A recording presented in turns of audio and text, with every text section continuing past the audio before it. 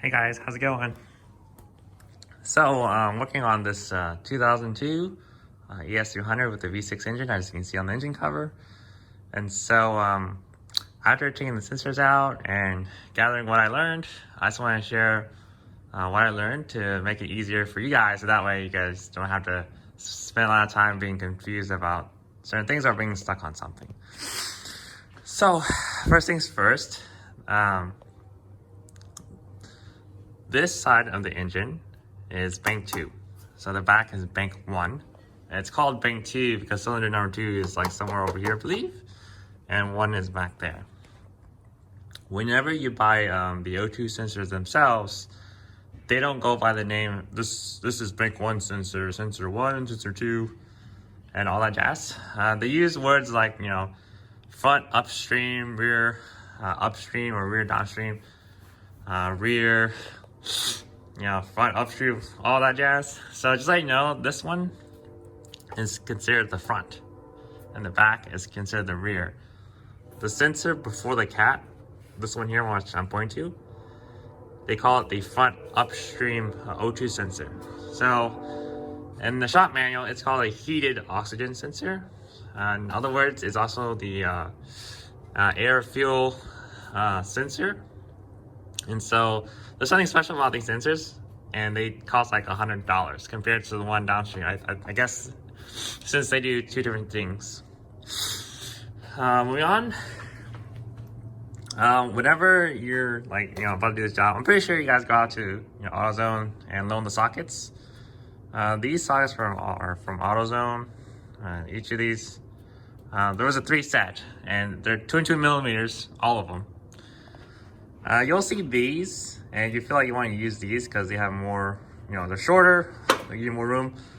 For this car, I say you don't use this. I started to use this, and then it started to strip the threads rather than actually help me break it loose. And so what really helped was this guy,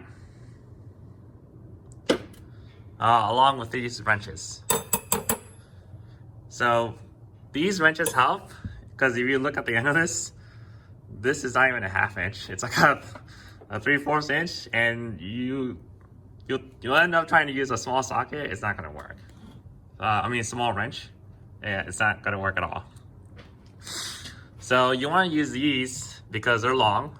You can see, how they lay out on the engine cover. They're like longer than a foot. I think a foot's like right here. They give you the leverage, and this end of the socket will fit on this end like this.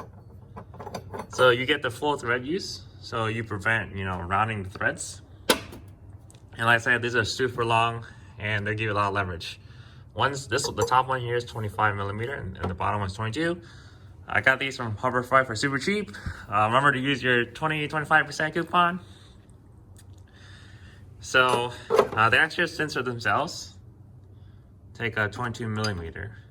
So there's actually enough room here for you to actually use this end and slip it over the sensor. And I can show you here. You see how I can just put this sensor right through this hole? And then you can do this to break it loose, or along with this and this 26, sorry. So once I get loose, you can actually use this end. And there's actually enough room for you to go down and then flip this over and give it a little rotation, and then you can just keep doing that until it comes out. There isn't too many threads. You can see it's like 1, 2, 3, 4 threads. So it's not going to take you that long at all. So the other thing is, for this car to actually get to the top sensor, you have to remove this front cover and this round thing here.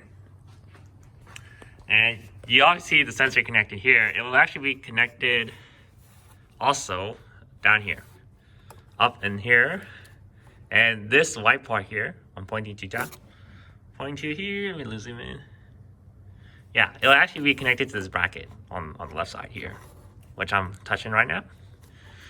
And I would say it's really hard for you to actually get in there and release the connector. Like, it's super hard when it's stuck in there. So what I recommend is actually push down this these teeth, press them in, and then push the connection out. And then you should be able to rotate this, pull it out a little bit, and then you're able to release it easily without too much struggle. And there's no need to move this because I didn't have to move it. So the connectors for the bottom O2, or the downstream per se, the front one is, you can see it right there. You can see the newer part than the rest of the stuff. So that's the downstream front. And you can see it takes the bottom connector, not the top one. Okay. Let's see. I think that's all the tips I have. So hopefully this helps you guys out, save some time. And good luck. Oh, also one more thing to add. The bottom O2, you should be able to get the sensor out with these two long wrenches still, and this one guy. So, cool.